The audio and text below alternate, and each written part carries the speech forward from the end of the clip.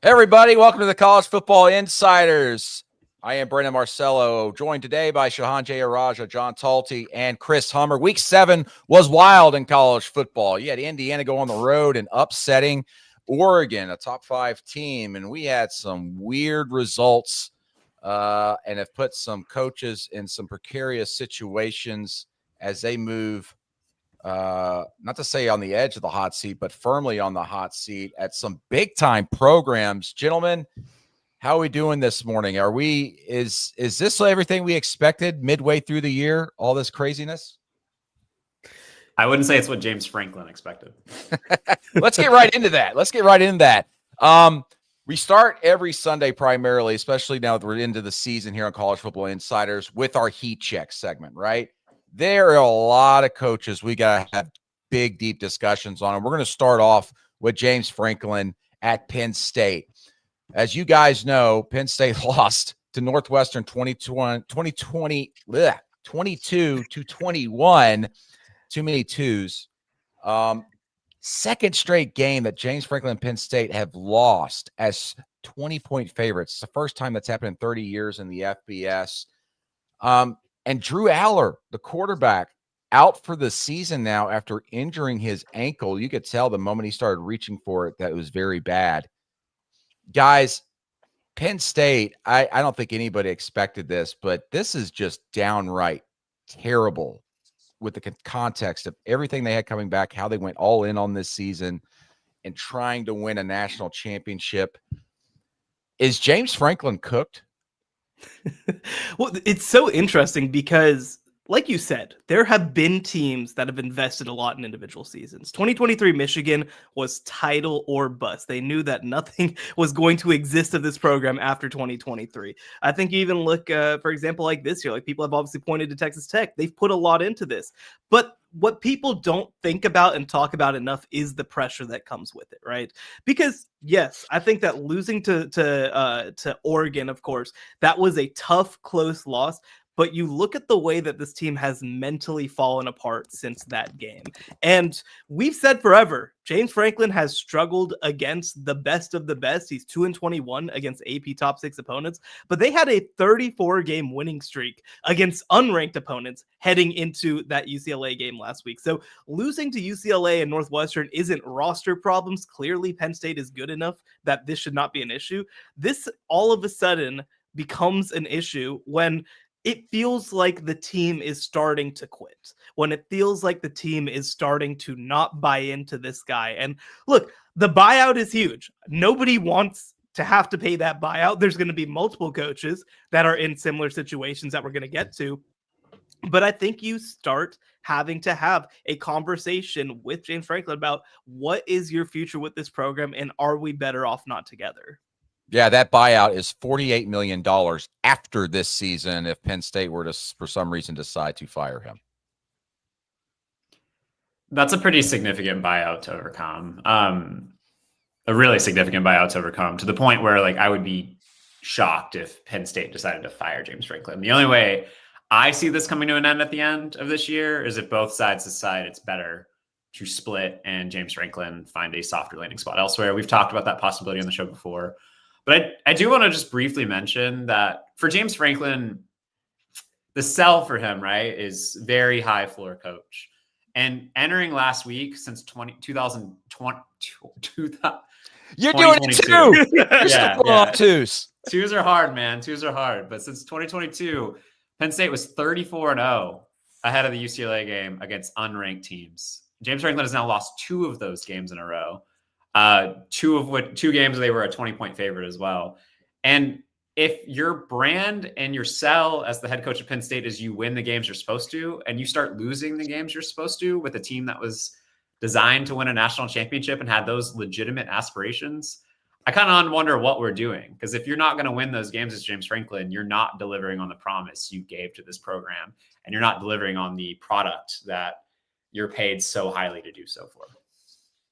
I agree with what Chris is saying, but I don't know if you can see it. I guess the other way, there's always money in the banana stand, and in Penn State's banana stand, they have Adidas money coming in. There is also, I don't think we've talked about it on the show, but there's PE money likely coming into the Big Ten, in which schools like Penn State would get $100+ million cash infusion. Like, the money, I think, is going to be there if they want it to be there. Now, whether that makes sense to move off of James Franklin after just, one really down year, I think that's a different question. But I think that they are capable of what they have coming in and what they've already raised to spend. And I think there's also, from understanding, like, I think there's a duty to mitigate. Like, I think that some of that money that would have to be spent could be offset down the line in terms of what Franklin has to, assuming he coaches again. So I think that it's a massive number, but I think it's, at a school like Penn State, it's something that they are capable of doing if they want to, especially, with some of this money coming in soon. Now, we've thrown this out on the show. We've thrown this out on the show before, so I just want to throw this out there. After talking to more people around the Arkansas search and everything, there's a feeling that they want to make a big splash. I know everybody always says that. That's like the cliche. We want to make a big splash, but there's legitimate, like, movement there. Like, let's go get a quote unquote big name coach, someone that has quite a bit of experience of winning at places. And it very much follows kind of what Arkansas stumbled into with John Calipari and hiring him, where John Tyson, the booster, said, "Hey, I got a friendship with him. Let's see if this will work." And he had done everything he could at Kentucky, kind of hit his own head against his own ceiling that he had created there. And you mentioned that James Franklin is a high floor coach. Well, Arkansas kind of needs a high floor coach, so to speak. They need someone that, like, okay, we know we can get to a bowl game every year, even if it's a bad year, if we struggle. And so I would think, like, if James Franklin is searching for a soft landing spot, and if his agent were to, like, put it out there to a few programs that might be searching for coaches, hey, we might be able to get out of this contract situation at Penn State scot-free and kind of reset the clock on James Franklin here. Give him another 5-6 years at a spot where maybe he can win, rile up a fan base, because it's very clear. And I don't know if it's clear to James Franklin yet. That's a question he's got to answer. But is it clear yet to James Franklin that he has hit his head against his own ceiling that he's created there at Penn State? Because if he couldn't break through this year, what makes us think he's going to do it 2-3 years from now? It might be time for a reset on his career so he can extend his longevity in college football. And I want to bring up one question. We're going to talk about a couple other coaches in the segment as well. Luke Fickell, Mike Norvell. There are other ones, Brent Venables, guys like that, right? We saw, obviously, for all of college football history, I think that Auburn paid just over $20 million to fire Gus Malzahn. And there's only been one other coach who's exceeded that number, that, of course, being Jimbo Fisher getting $70+ million in one of the craziest things to ever happen in college athletics. Do you think that right now we are in a position where any of these programs, like any one of them, would consider paying a $40+ million buyout? Because here's the reality as well. We are in a position now where this money is directly going to potentially take away from how you can fund athletes and how you can fund athletic departments. And athletic departments are getting more expensive. But at the same time, there's never been more money. And so, maybe 40 to 50 million with this private equity infusion, for example, becomes a smaller deal. Do you think let's not say just this year, but in the next 2 or 3 years, we are going to see a 40 to 50 million dollar buyout paid? I think John made a fantastic point with that, in that the Big Ten programs are more suited to be able to do that, more willing to take that chance, though I think a lot of them still would hesitate. But as he mentioned, this new private equity deal that they are potentially going to vote on here in the next week or two, these schools, a school like Penn State might be getting north of $150 million up front, immediately, cash infusion as part of this deal. It'd probably be staggered among the programs, but Penn State being up there among the top 3 or 4, they're going to get $140, $150 million. So if it gets bad enough at Penn State, because look at the schedule, if they keep losing and you've lost the team and you start losing the boosters and the fan base, let's say fans stop showing up to games at Penn State where they are just so loyal and they never skip games, maybe that's when you do have to decide that. And also, I think a lot, as I mentioned, a lot of this is going to depend on James Franklin, how he handles this. He's been pretty stubborn at times, obviously. And I wonder if he'll try to stick it out and be like, hey, give me my money at the cost of maybe me never coaching again anywhere. That's going to be fascinating to watch here. I will say real quick to the buyout question. I'm not, every administration is going to do what they want, but I know what I would do if I had a $50 million buyout in front of me with James Franklin. I would go get the best quarterback in the market for like $3 million and give the man who's won a ton of games for your program a chance to restart at that position. I don't think James Franklin's broken as a head coach. I think this is a broken season, but I don't think he's broken as a head coach. No, I think that I lean towards that, but I will say this. I have a friend who is not a sports person who lives in State College, and he actually works in a church, and he texted me the other day being like, so why what's that? So he works in the church. I did he cuss? He's like, oh, this. No, he not in this sect. But so he works in a church, and he texted me the other day saying, "Why did this old lady at church just curse the football coach's name? Like what? I've never like who is the football coach? Like he doesn't know anything about college football. So this is breaking contain in the state of Pennsylvania. I'll tell you what. It's hilarious.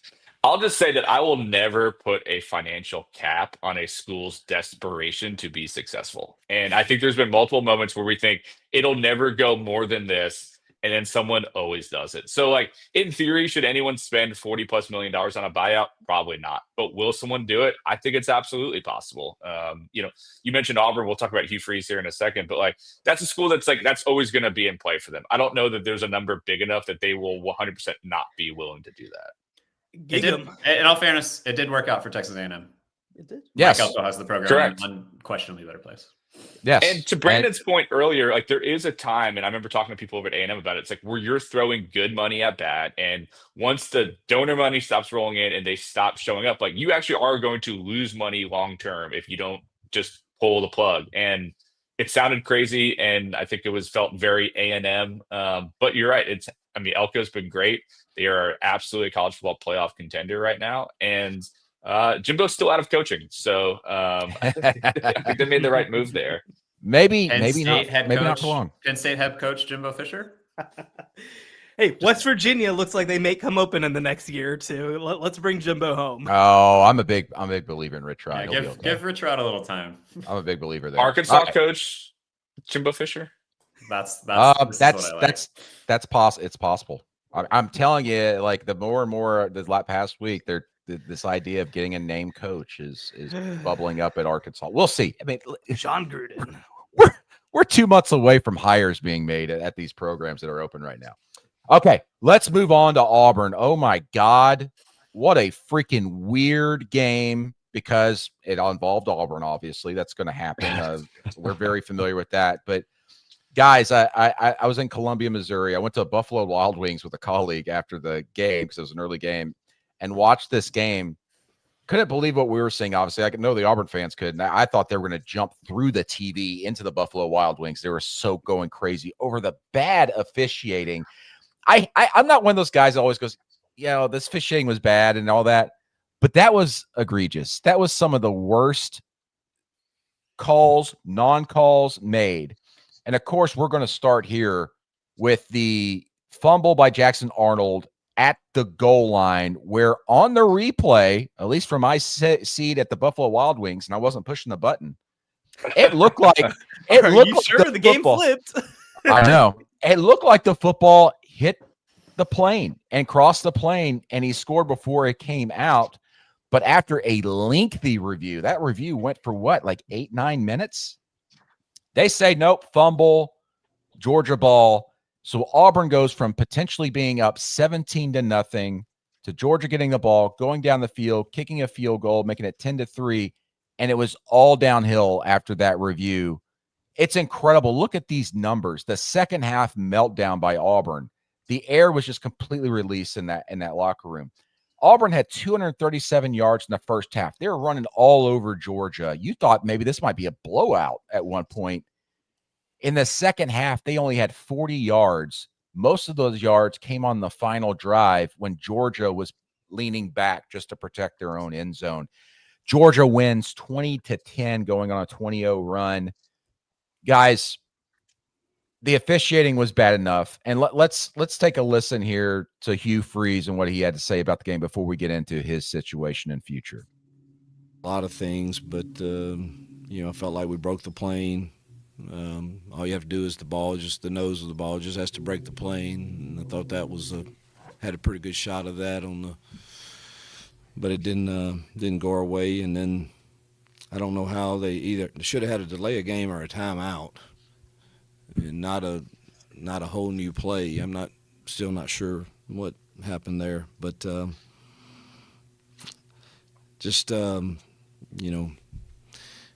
a lot of times that I make bad calls and officials do the same, but it certainly feels like we're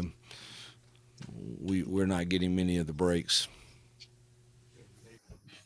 Yeah, Auburn not getting the breaks, and also he was referring to the timeout or non-timeout. I don't know if you guys watched in the second half. That was egregious, man. That was egregious. Ridiculous. Kirby Smart. It's a side view, but it's very clear he's doing this. It It's looks like his fingers are hitting his obvious. palm. Obvious. Then he tells the referee, I wasn't calling timeout. I was clapping. I was saying that the defense was clapping and making disconcerting signals or whatever. But his reaction on tape made it look like one of your kids were behind you, flipping you off, and you turn around and catch them at the end, and they're all like, oh, I was just doing jazz hands, Daddy. Yeah, no, that was ridiculous. This was a night where I'm going to tell you, I'm sure other reporters did this, but as soon as the one call happened at the end zone, the plane, I reached out to the SEC going, are you guys going to comment on this and the officiating in this game potentially at the end of the game? Didn't hear anything back. And that was before the other weird calls, no calls by the officials. I'm wondering what happens to this officiating crew going forward. But anyway, I could go all day on why this is all happening to Auburn, but guys, let's set the stage here for Hugh Freeze. He is, I think, 14 and 17, 15 and 17 in his career there at Auburn. He's 5 and 14 in the SEC, 2 and 7 in SEC home games, and he's 1 and 11 versus ranked teams, as Chris Hummer types on his computer. But the 5 and 14 conference record in the SEC is the same as another coach in the state, Trent Dilfer, in the American. And we all know what's probably going to happen to him after this season, potentially. Hugh Freeze, I would say, yeah, he's on the hot seat. And the buyout is kind of conducive to that if this continues to go south.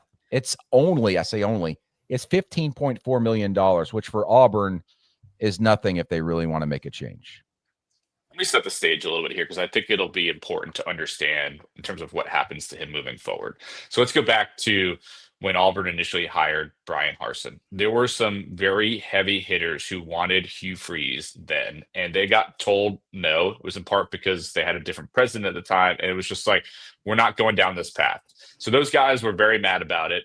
When that job came back open and they played a role in pushing out Bryan Harsin, they wanted Freeze or Kiffin. We know what happened with Lane, but Freeze was one of those guys that has a lot of support amongst the most moneyed Auburn boosters. So splash forward to where we are now. Clearly has not been successful. Checked in with someone around one of those heavy hitters earlier in the week. Definitely some frustration around where things stand right now. It's been a lot made about the golfing, the lack of success. There's all these different issues. But I do think you have to remember that he has had the support of some of these power players. Brandon knows how things work at Auburn very well. Bryan Harsin had none of those guys. Hugh Freeze does have some of those guys. So that could possibly lend himself to have a bit more support and what we've seen, a bit more patience than what Bryan Harsin got when he got fired midway through his second season.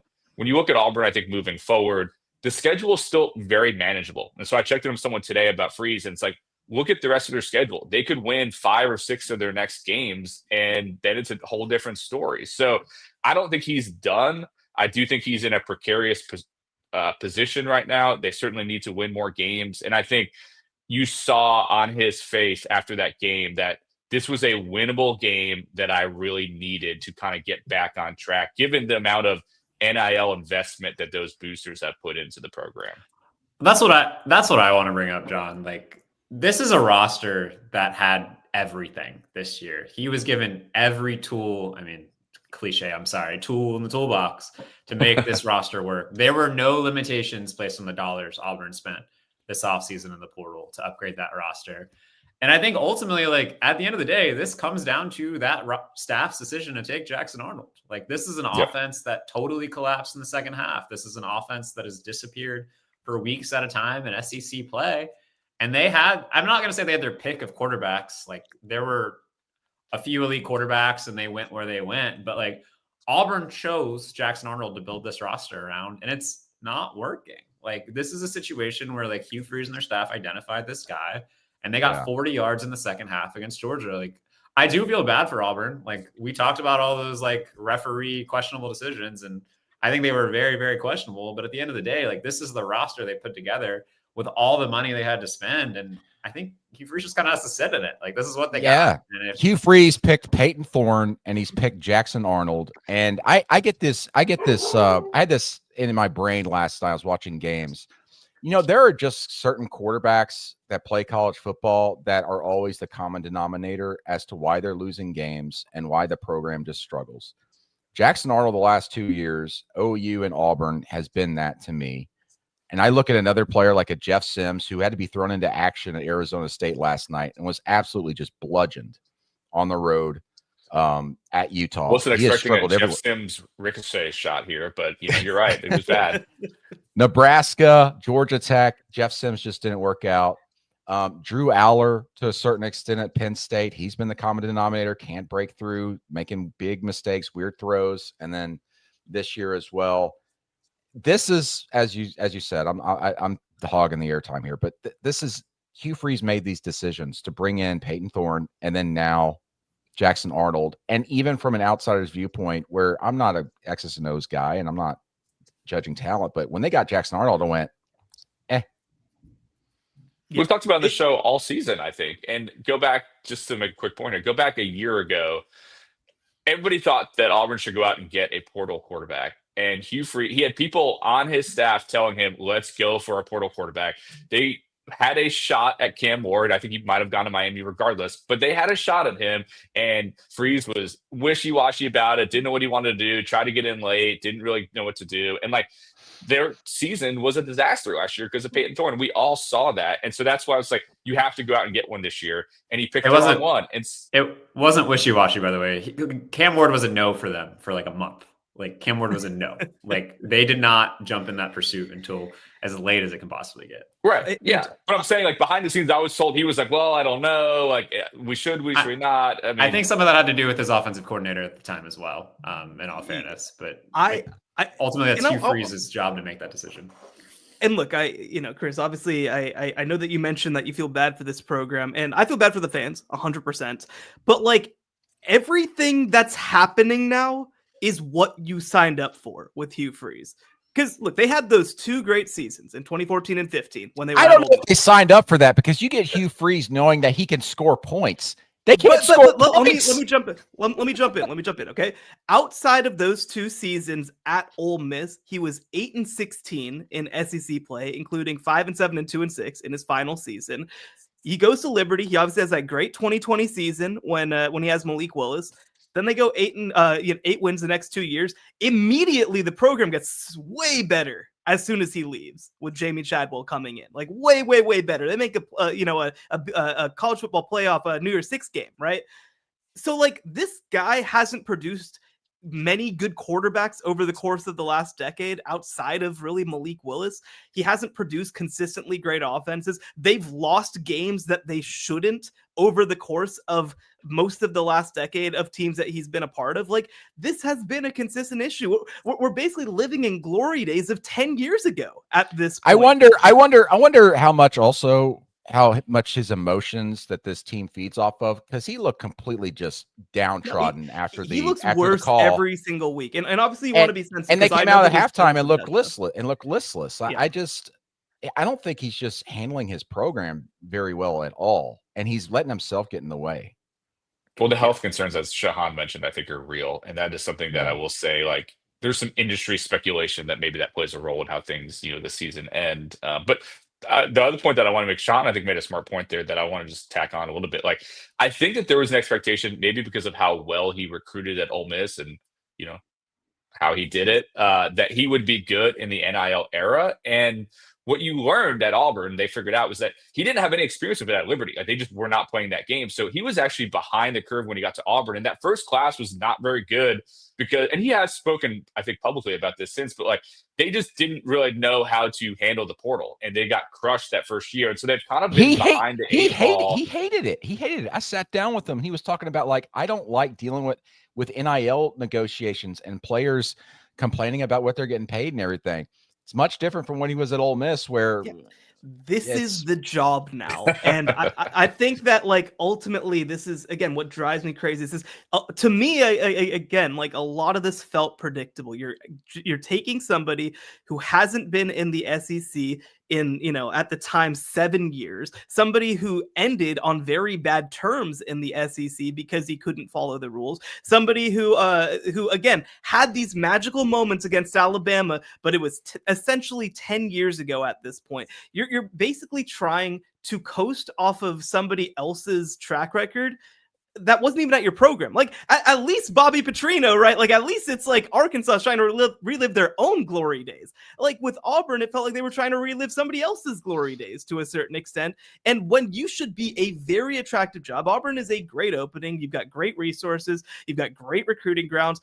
Again, you do live, of course, in the shadow of Alabama, but it makes it even worse that Nick Saban has left and this program has gotten even worse.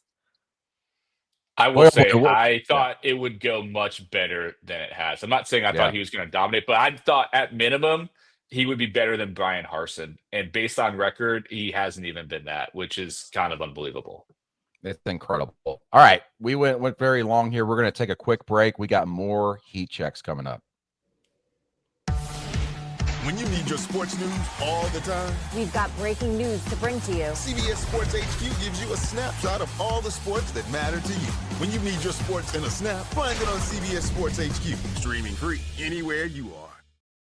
Welcome back to the College Football Insiders. Make sure to like and subscribe to this if you're watching us on YouTube. And hey, leave us a 5-star review wherever you get your podcast, and make sure to subscribe to us and get some intel throughout the week. We air 3 times a week during the college football season. All right, we continue with our heat check here.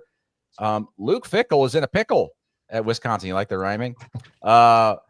This loss, 37-0 to Iowa at home, largest shutout loss since 1980 at Wisconsin. And what makes this loss so much worse for the Badgers, who are now 2-4, is that Luke Fickell used the loss to Iowa last year as their primary motivation throughout the offseason. And then they lay an absolute egg against the Hawkeyes. Fickell said this after the game, quote, "That's as low as it can be. I apologize. I'm dumbfounded in a lot of ways, but that's my job. I hope," well, unquote. I hope it's not your job to be dumbfounded. He continues. This is a game we've been talking about since January. It was something that emotionally we knew we had to be ready for, and we were not. I'm crushed, disappointed in myself and our team. As I mentioned, Wisconsin's 2-4, 0-3 in the Big Ten. And guess who their next 2 teams are on the schedule? Ohio State and Oregon. Good luck, buddy. Luke Fickell, his buyout is at $25 million. What does the future hold at Wisconsin for Luke Fickell? I mean, I think it's the conversation that needs to happen, right? Like, I think that, we talked about the $40 to $50 million buyouts. I think 25 is one that you just have to figure out, because it's been multiple years. And the thing that I think feels the most disappointing is there have been no signs of optimism. The defense hasn't played well. The offense hasn't played well. They've tried different quarterbacks. They've tried different play callers. I mean, unfortunately, like, again, because I have a lot of, I have a good, I like this guy a lot, but like Jeff Grimes as an offensive coordinator, you talk about guys who have gone to programs and they've tanked. Kansas last year, Baylor going 3-9 the year before that, and now Wisconsin this year, right? Like, I just think that this is not a program that looks like they're competing at a Big Ten level right now. And Barry Alvarez said earlier this year that Wisconsin fans are spoiled to have booed this team. But like, I think that it is a reasonable expectation for them to not start 0-4 and lose 34-0 to one of their rivals. Like, that is a reasonable expectation even during a rebuild. I just want to see anything from this team, and I just haven't to this point. I think there's some industry speculation about what could happen to Fickell. These might be some famous last words. We're recording at 10:32 on Sunday. Checked in a few people that did not expect a move to happen today. Again, that's as of this time. We might end this recording and he's fired and I look like an idiot, but that's from checking in with a couple people today. That's what I was told. We'll see what happens. I do think keep an eye on the AD situation there as well. There is quite a bit of industry speculation that his job is on the hot seat as well. So that's what I would, keep an eye on. And Sean, to your point, like I remember going to Wisconsin this spring and talking to Fickell and Jeff Grimes, and Fickell I felt made the bet on his career at Wisconsin on Jeff Grimes and Billy Edwards. And regardless as to what you think they are as human beings or even talent-wise, it just has not worked. There's been injuries, there's been other issues, but it has not worked out. The loss was embarrassing yesterday. And especially with what you're seeing coming up with some of those games, it just gets harder and harder to just see a path forward for him to win enough. I had someone say, maybe keep an eye on next week, depending on how things go against Ohio State. So I would put Fickell toward the top of the list of situations I'd keep an eye on. To echo John's point, Ohio State and Oregon in the next 2 games, I would keep an eye on the bye week that comes after the Oregon game if something was going to happen midseason. From a couple industry sources as well. Like, we could look dumb here in an hour, but it is worth noting that Billy Edwards is hurt. It is worth noting that Tyler Van Dyke was hurt last year. It is certainly worth noting that their 2 big portal bets at quarterback have flamed out in a way that has nothing to do with Luke Fickell or his decisions overseeing the program. But when we talk about hope for the future, I will point out that I think Wisconsin's 2026 class ranks like 56th nationally with only 1 4-star recruit. And part of the promise of Luke Fickell was he was going to recruit better than Paul Chryst when you brought him in. And we did see that a little bit last year, but we're not seeing the results from the recruiting class they brought in last year, or the transfer class. And when you're not giving evidence that the program is getting better and you have a manageable buyout and you're getting beat and whipped every week, the writing does tend to kind of be on the wall. Yeah, it's crazy to say manageable buyout when that would be what, the 2nd or 3rd highest buyout we've seen in college football. Like, yeah, I think because best because Gus was what, like 21 or something like that. That's still, I think, the 2nd. Only to Jimbo. Like Jimbo broke the scale. And I'm curious if we're living just in a post Jimbo world where all of a sudden we have to look up and be like 35. Yeah, sure. Why not? Well, you could really it's what, 25 is what, maybe like 0.25% of selling Wisconsin to a private equity firm. So you're fine. Just sell part of your I will say though, when you talk to people around the industry, they do still question, do they actually want to spend it? I'm sure you guys have heard that too. Like it does come up, like anytime it's like 15 plus, you get the, do they really want to spend it? And so like even today I was texting with someone who said, I still wonder if Wisconsin really wants to spend that much money to get rid of Fickell. So like, I think it's still, that number is still very high. And there are still questions as to whether they would want to eat that much money. Well, the thing is, what they need to do is when they do jump around, they need to have everybody go in and see if any change fell out of their pockets while doing so and collect all that money. Well, and 2 things on this, right? We were as recently as 3 or 4 weeks ago having a conversation about a $3 million difference in the Arkansas coach buyout, right? Like this is not nothing, and that's a relatively small, under $10 million buyout that we were talking about. But the other thing too is, when we've seen these crazy situations, these like insane throwing money around, getting this guy out of town, we've only really seen it in the SEC. We have not seen something like this to this extent in the Big Ten. We haven't seen Big Ten programs spend 15, 20, $25 million to make a coach go away. They have historically been more patient, I would say. They've typically been less or more reluctant, let's say, to spend giant money to just try to fix their problems. That's historically been an SEC thing above all. But with this infusion, Notre Dame's the only one I can think of that spent a lot on Charlie Weiss, which was in that. Yeah, well, and that, if I'm remembering right. Yeah, and that's obviously a very, kind of unique situation too, right? Like it just doesn't happen all that much, but we have this money that's going to be coming in potentially from private equity. We've got this humongous television contract, and the stakes have never been higher for Big Ten programs to try to not fall behind. I can't believe we're saying this. Indiana and Illinois and all these programs that are suddenly punching up. Hey, real quick question for y'all, and I'm curious how y'all think about this. Luke Fickell's buyout at the end of the year would be about $25 million. I think if you look ahead to the end of the 2026 season, it would be closer to 18 or 19 million.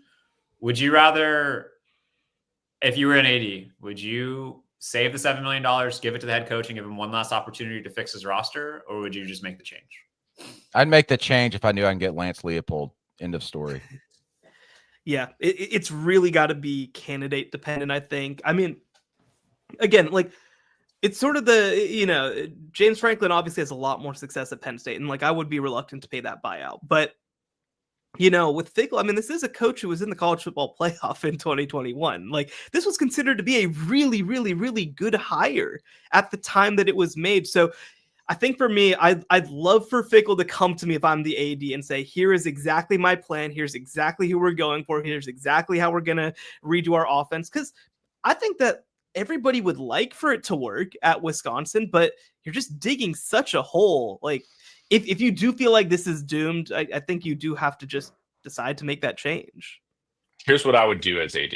First, I'd call the three of you and say, what jobs are going to come open this cycle? Because I do think we're already seeing a situation where, if Auburn opens up, if Florida opens up, like, who knows? There might be some other wild ones, like where you think, where do I fit in that pecking 100%. order? And again, I think, could Wisconsin possibly get a Lance Leipold regardless? I think probably so. So it might be a little bit more unique in that sense. But I do think there's going to be a time where if you're a school and you're thinking, I probably should have gotten rid of my guy a year ago because I would have been maybe the top dog in that cycle. But this cycle, am I going to be the 5th, 6th, 7th best job? Maybe I wait one more year, let's pour money into getting the best quarterback we can get, spend $3 million. Let's go all in. And then if it still doesn't work, then we say, all right, we tried everything we could. Let's go on. So I do wonder if they decide to open up where they fall in that pecking order. I think Wisconsin's still a very good job, but if some of those SEC jobs open up, it is not as good as those, in my opinion. Yeah, I think, as you said, as we've leaned into this here, I think Wisconsin is a unique situation because I think they want a certain type of coach that maybe these other programs wouldn't target. And there's also, like I said, like with Lance, he's the one that just makes the most sense to me. He's had success in that state at Wisconsin Whitewater previously. There is a question, though, can you pull him from Kansas? Because they've invested so much into their program with facilities and everything. But we've seen what a coach like Kirk Cignetti can do for a program very quickly. And Lance Leipold is a guy who could have a similar effect at Wisconsin, in my opinion. He fits that, and you're absolutely right. So, yeah, fast thing to watch. Okay, we're gonna move on here quickly, because probably not gonna be a firing here. Mike Norvell at Florida State. Mike Norvell isn't well. I just got in like a weird, stupid headline writing mood this morning. These the rhymes that you give to your son? Is this like why you're thinking about this? Yeah. Maybe get a children's book or something going. It's like Happy Gilmore. It's a shooter. So Mike Norvell isn't well. He's lost 8 straight ACC games. They lost to Pitt at home, 34-31. They've lost 3 straight after starting 3-0. Remember when they beat Alabama and just absolutely blew them out in week 1? Insane. He is 5-14 since starting 13-0 back in 2023. But here's the the kicker. His buyout after the season would be $53.3 million. So Florida State in a very, very difficult spot here. What do they do? What does Florida State do? I think this is definitely a situation where you write it out. I mean, here's the reality, right? Is that they went 2-10 last year. And, that was what was such a shock about the Alabama win, is that it is really hard to completely reshape your program in 1 year. And you look at these last 3 games, obviously, that they've lost: double overtime, a 6-point loss to Miami, a 3-point loss. Like, they're not good losses, but they're not uncompetitive losses either, right? Like, I don't think that what they're trying to do to rebuild this thing is fundamentally broken. Now, I think you have to start winning some of these games to feel good about it. But I mean, I said coming into the year, if they're a 7-5, 8-4 program, that is a really good sign coming off of 2-10. I still think that they're going to be okay. I still think, again, when you talk about that money, and that program doesn't have Big Ten PE coming in at this point. I think that it makes the most sense to just kind of ride it through. But you need to show a little bit in these last couple of games, especially if you can go on the road against Florida in that last week. That's how you really try to recover this campaign. I would give Mike Norvell a little bit of grace here. As Sean mentioned, they went 2-10 a year ago, and you're out of chess moves, right? Like, you changed offensive coordinator last year, you changed your defensive coordinator. And I think they have shown legitimate improvement this season. I want to give a stat, though, that kind of blew me away, like looking into it last night. Mike Norvell has been at Florida State for 6 years, and he now has 7 individual losing streaks of at least 3 games in his tenure. Like, good coaches don't lose 3 straight games, and Mike Norvell has now done it 7 times at Florida State in 6 years. And I put me in the category of thinking Mike Norvell is a good coach, but for some reason, like, he has not been able to stop bad momentum runs in his tenure at Florida State, and I think that's something to watch moving forward.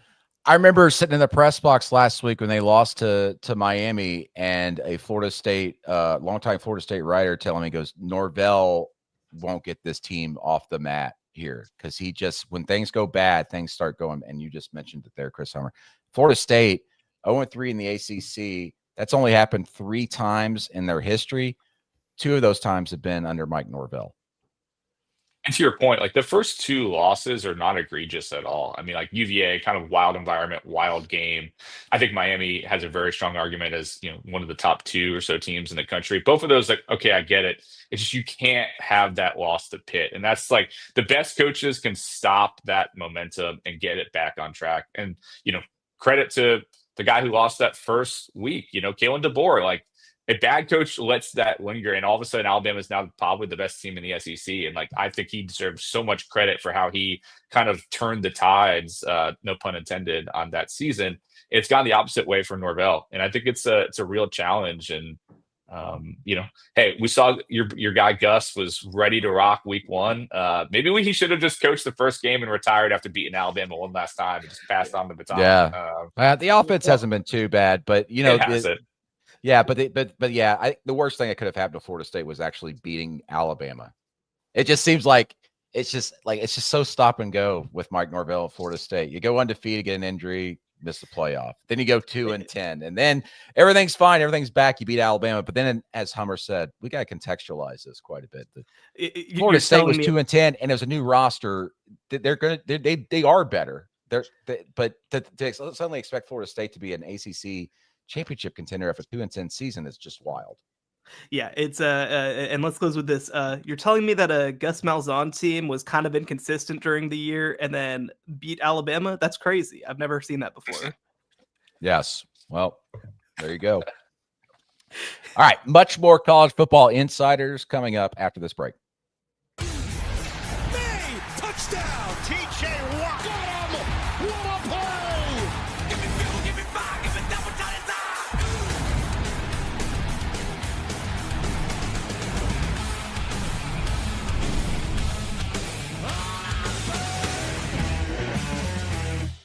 The college football insiders are back. We out here. Was that cool? All right. So we out here. No, we sound like we sound like such haters every Sunday, because when you get in the middle of the season, it's just like, who's getting fired? So let's get in a positive note here. Man, how about Indiana? Goodness gracious, gosh almighty. I love Cignetti so much. Dude, I mentioned this last night. He's so awkward and weird, and I freaking love it. Yeah. It's like if Tim Burton ever directed a movie about football, Curt Cignetti would be the star. He would be the coach in that movie. Incredible analogy.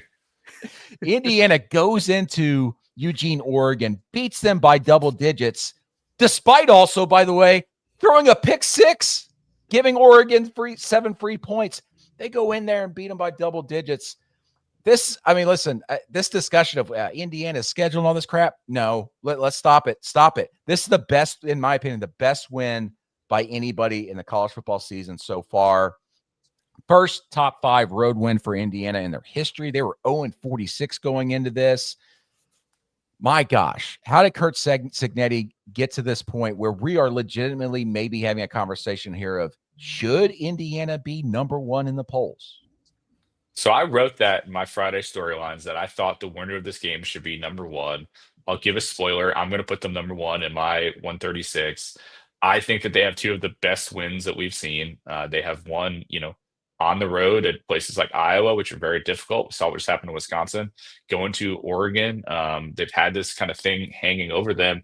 Defense looked great. Mendoza, I've hyped up all season. He's been awesome. This is a team that is better than it was a year ago. And I think a lot of people didn't want to believe that coming into the season, but they are for real. Cignetti is for real. And I think one of the things that I love about Cignetti so much, it is very much of that Nick Saban mindset of, I say this very lovingly, like he's a psycho. Like he is not going to be excited about them winning a game like that. Like you could tell he's still a little annoyed about things after the game. That's just like how he is. He has that competitive edge to always want to get better. He's never going to let a big win like this lead to a big loss the next week. He's trying to stay consistent.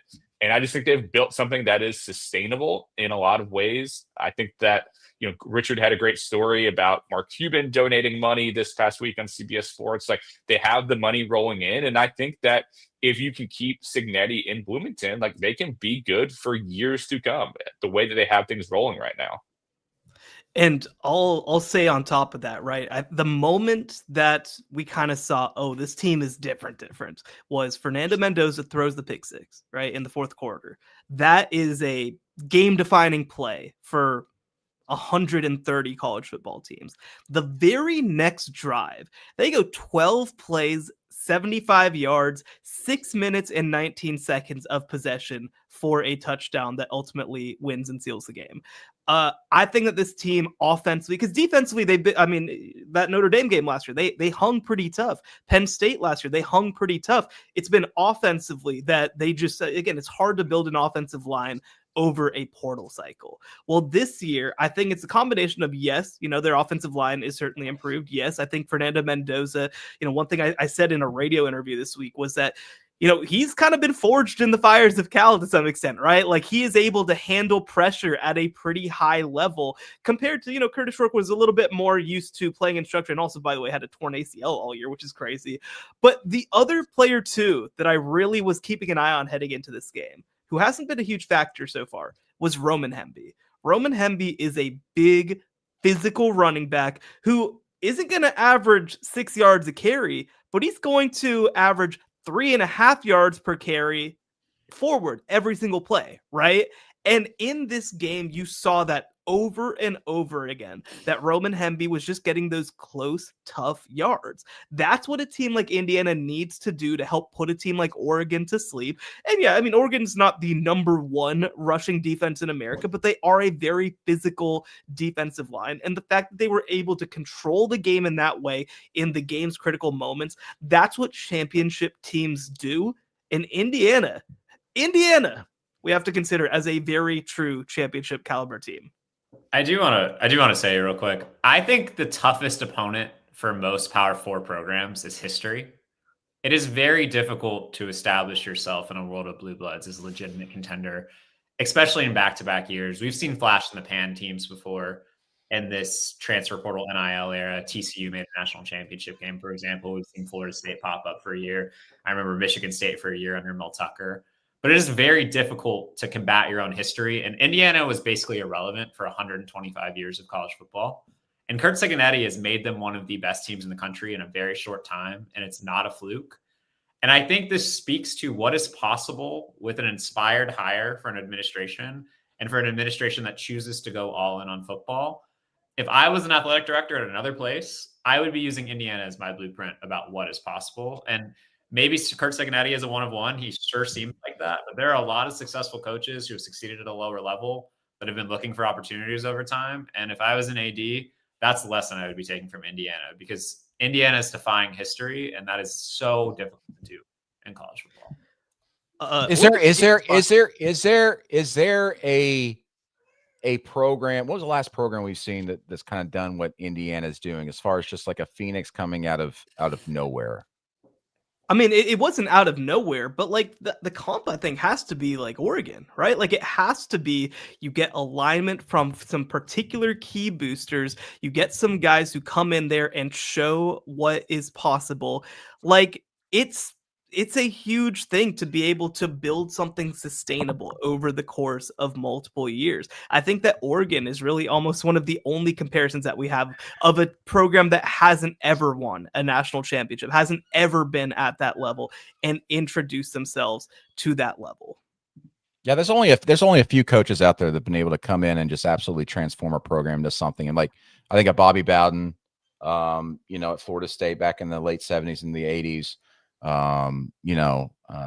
Boise State, of course, kind of making that rise, but it was like kind of a slow progression, upwards and everything like that. But this is like, we've never seen anything like this. We just haven't, because yes, the NIL era has changed everything, but for a coach to come in and it's immediate, we've never seen that ever at this level. It's absolutely fascinating. How much does Curt Cignetti's salary go up? He's already getting $9 million. How's much does it go up if they were to win a national championship? The limit does not exist.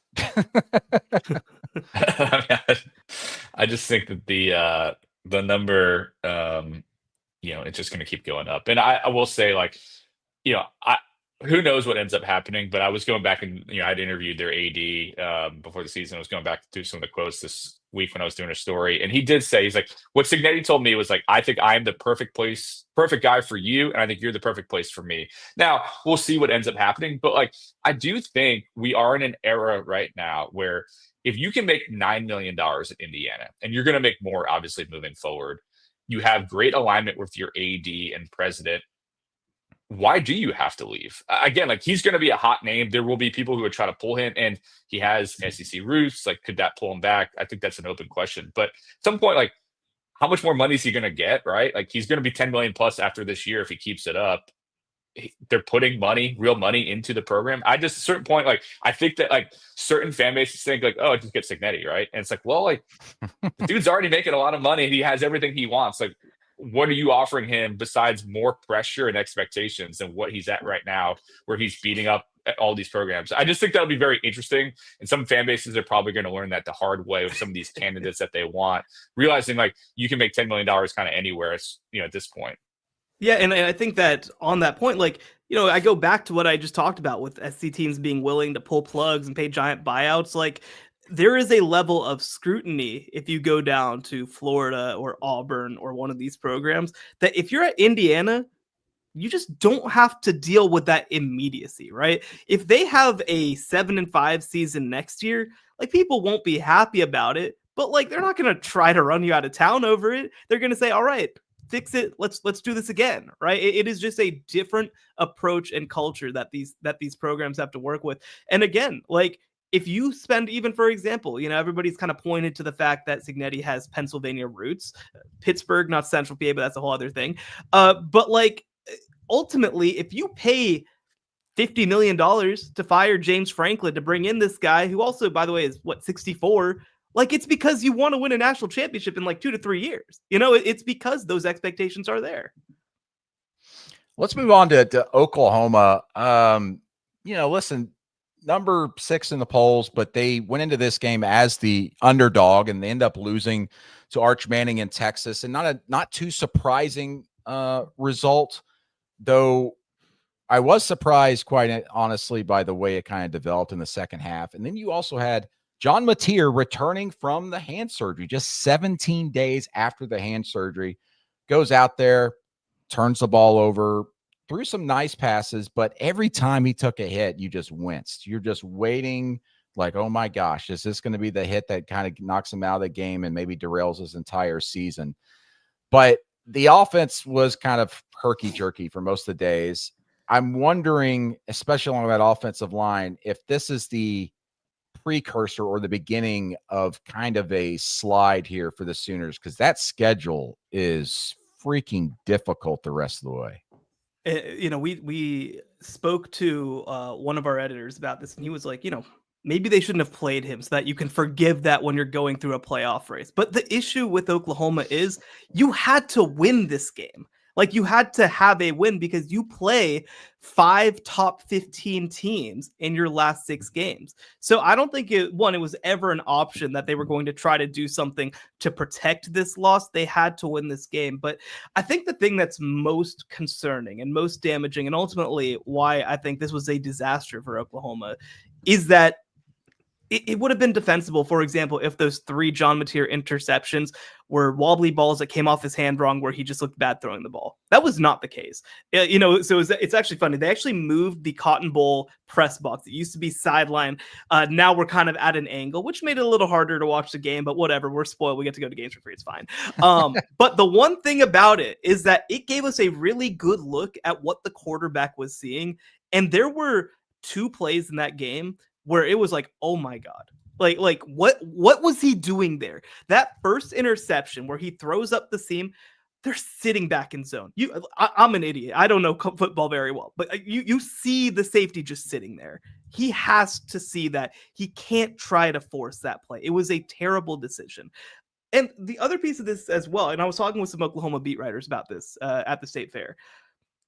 Outside of John Mateer, they have nothing offensively. This is essentially the same offense as 2024, but with an elite quarterback. So you have to kind of live with these decisions and mistakes because you have nothing else. You can't run the ball. You can't block at a high level. You don't have very many receivers who are doing anything for you. Like, this is a bad offense. And over the course of the game, I mean, Texas obviously has had their own issues on the offensive side of the ball, but they just started putting together drive after drive. That second half, they put together consecutive drives of 12, 13, and 14 plays, and the game's just over. And when you look, I mean, Texas is not even close to being the toughest challenge that Oklahoma is going to face in the last run of the season. They absolutely can finish with 4 or 5 losses potentially with the way that this is going. So the spotlight's going to be on Mateer and his decision to play, but this is an Oklahoma team that just does not look very good almost anywhere, especially on the offensive side of the ball. Yeah, they go into this week. They're only a 4.5 point favorite against South Carolina. And you got to wonder how John Mateer even responds after this. Listen, we don't quite know the entire details of that injury, but just how that might affect him going forward, and especially against a much more difficult schedule coming up. Okay, guys, we got some breaking news in here from our Matt Zenitz at CBS Sports. Oregon State has fired Trent Bray after starting the season 0-7. Not an entirely shocking firing, but one in which it comes at an inflection point type of time for Oregon State after the Pac-12 kind of folded. They're trying to rebuild the Pac-12 back up, and Oregon State's been an absolute just dumpster fire on the football field this season. As we said, winless, 0-7 at this point.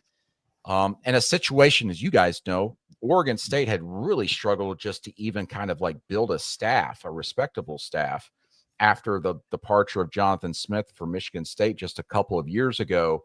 But Oregon State moving on from Trent Bray. What do we think about this news coming out from the West Coast this morning?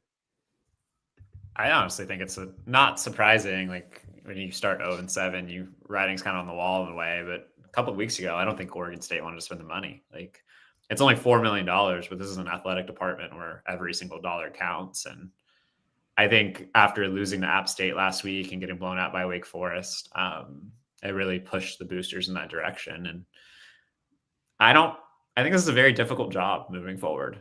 It's a job with Power 4 expectations, without Power 4 resources, in a league that's going to be very uncertain in the new look Pac-12. And they're going to have to get this hire right. You're going to have to hire a program builder. Trent Bray always felt like a bit of I don't want to say stopgap. He's an alumnus. He's somebody that really cares about the program, but they were just never really able to get it right. Yeah, and promoted defensive coordinator to head coach, for people who don't know, somebody who was part of that Jonathan Smith staff. It was an attempt to try to keep things going. Obviously, that didn't work out in any meaningful way. They weren't able to retain players that were on campus, even with bringing back Trent Bray. And look, I mean, it's unfortunate that they started 0-7 because, one, they had such a tough road. Cal, Texas Tech, Oregon, Houston, Wake Forest, like that's 5 power conference games through this first couple weeks. And they also they played Houston within 3 points. They played App State within 4 points. Like, they had been really close to being competitive. And then this Wake Forest game's happened, and I think that's kind of a final stake in the nail in the coffin, I guess you could say. So I'm going to be fascinated to see what direction they go. We have a little bit of a comparison, right, with obviously Washington State making a hire last year and hiring South Dakota State coach Jimmy Rogers as their coach.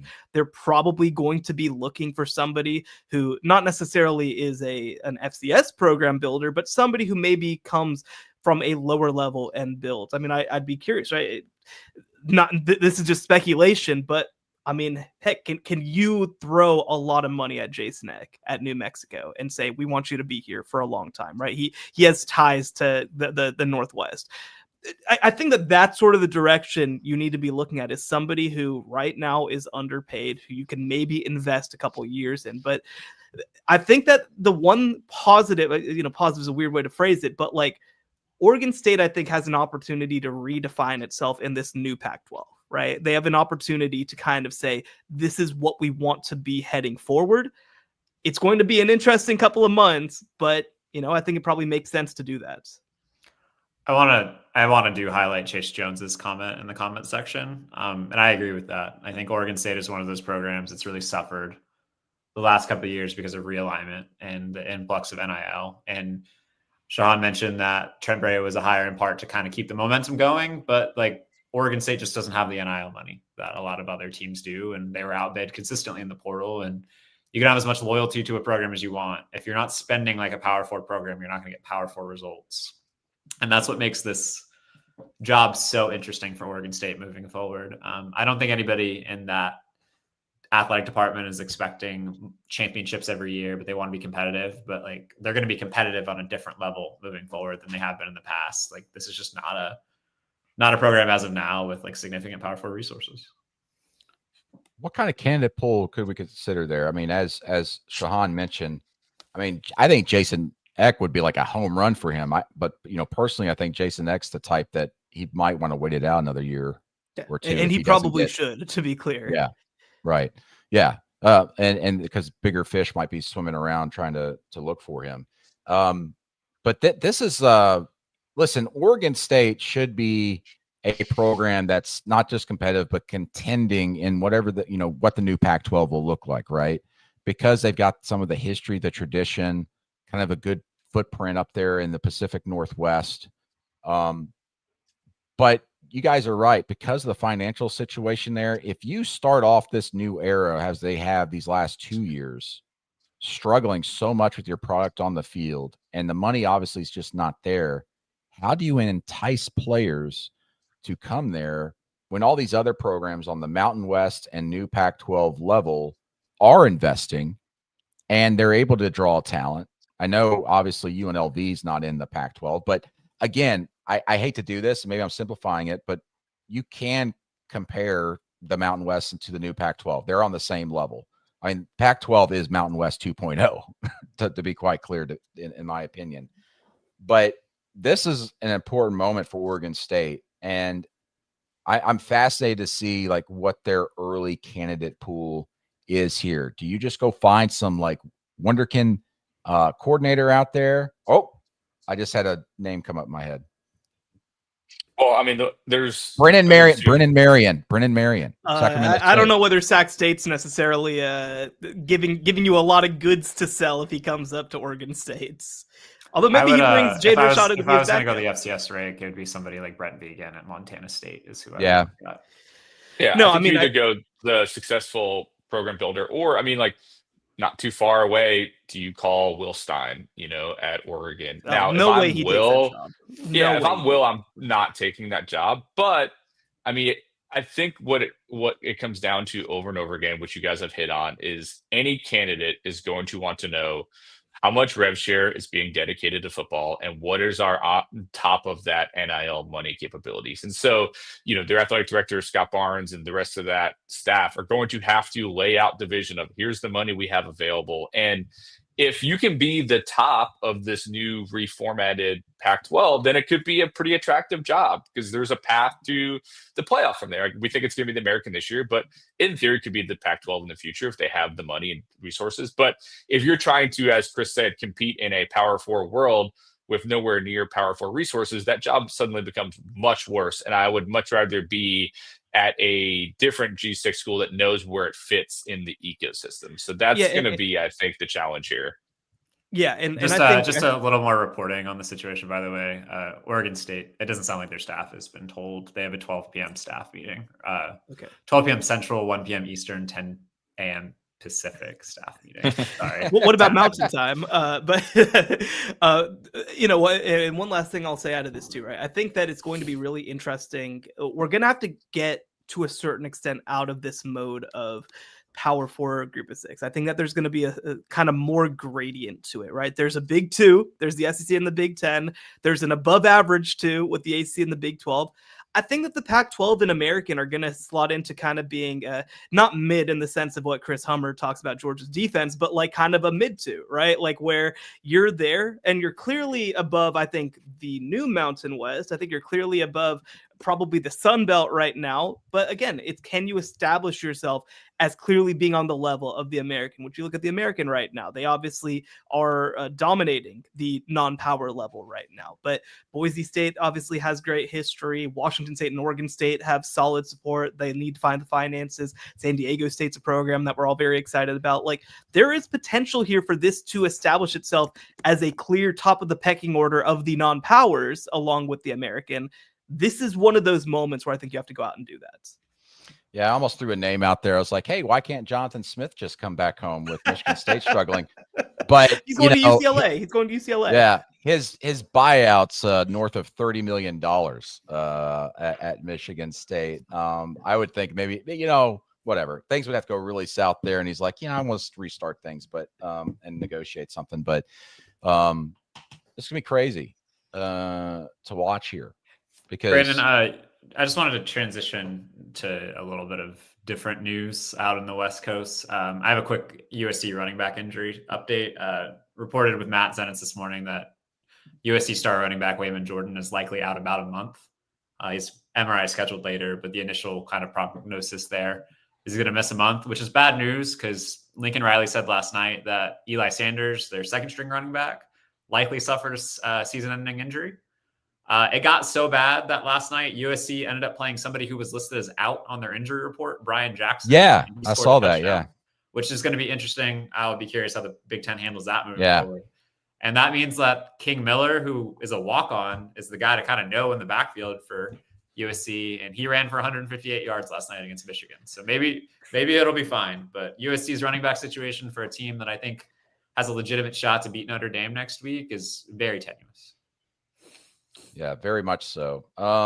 Okay, guys, let's move on here to just one more thing. We're going to discuss UCLA and the amazing turnaround, but we had breaking news there with Trent Bray. We'll bring up UCLA and their wonders on Tuesday, something we could really dive deep into and give proper focus there. Guys, let's just go around the table here. Shahan, what's something that really grabbed your eye that maybe some people aren't really noticing?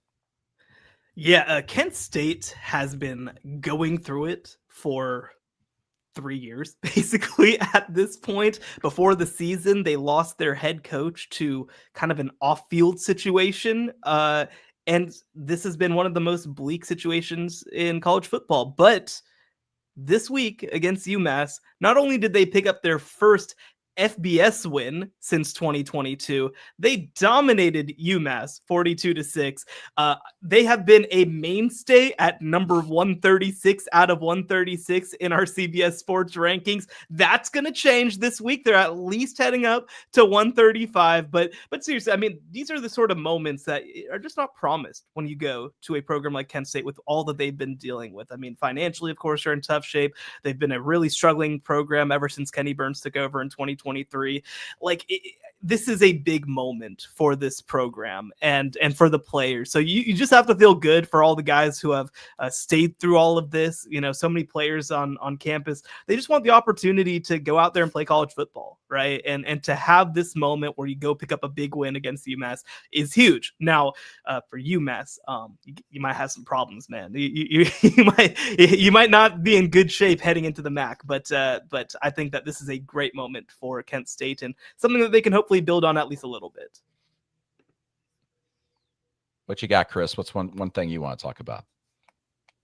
We had to submit our college football playoff midseason predictions this week, and which was an interesting exercise. But I put in Notre Dame in that group at 10-2, and I think people need to start paying more attention to Notre Dame. We'll see that happening this weekend going into a game against USC, but a Notre Dame pass defense that looked absolutely broken through 3 weeks has been much better with some better health. I think Notre Dame's only allowed 27 points the last 3 games against very competent offenses, Arkansas, Boise State, and NC State. And NC State could do very little against Notre Dame's defense on Saturday. And I'd keep an eye on the Irish. I think a lot of people forgot about them after the first 2 weeks, and I still think this is a team that's very much going to factor in the college football playoff. You better listen to Chris Summer. He has said a lot of things in the preseason that have proven true, talking about Georgia's defensive line, everything being mid and all that. Well, I also picked Clemson as my national championship pick. So yeah, that's right. That's right. That's right. It's been that kind of year. No, sorry, you're a dummy. And I'll tell you what, too, again, we put together our playoff picks and second chance picks. There's a lot of open spots, man. There's only 5 teams that I feel like are clearly on track to be in the playoff. There's a lot of spots open, and somebody's going to have to step up and take it at some point. What you got, John? Well, that might be a segue into mine, where I think that maybe others did as well, when BYU let go of Jake Retzloff, I kind of thought they'd take a step back this year. I was concerned about, this team's been very good, but I thought they would take a step back. Here they are. They're undefeated. We're able to hold off Arizona in double OT. Now, QB play is, hell of a rally, by the way, just to force overtime by BYU. That was incredible. Yeah, I was a little disappointed as someone who picked Arizona to win that game, but I was impressed by BYU rallying. And I think, to Shahan's point, it's a pretty wide open year. You've got to win games. That's a big part of it. So when you think about an undefeated BYU, an undefeated UNLV, there's going to be these teams that hang around, an undefeated Georgia Tech, that will have a real shot to make the playoff. I think there's some that I feel great about, and there's a lot that are very up in the air. And I think especially with how much the SEC is probably about to beat each other up coming forward here, that there's going to be opportunities for teams like BYU. So I just think that they're a team that, hand up, I kind of knocked them way down in my Big 12 rankings when that happened. And they're a contender again, at least this midway through the season part of the season. My one more thing is something that happened off the field at Oklahoma State. Oklahoma State's 1-5. They got beat again, but thanks to one fan, he started a movement. Trent Eaton, Oklahoma State fan. Check this out. I love it.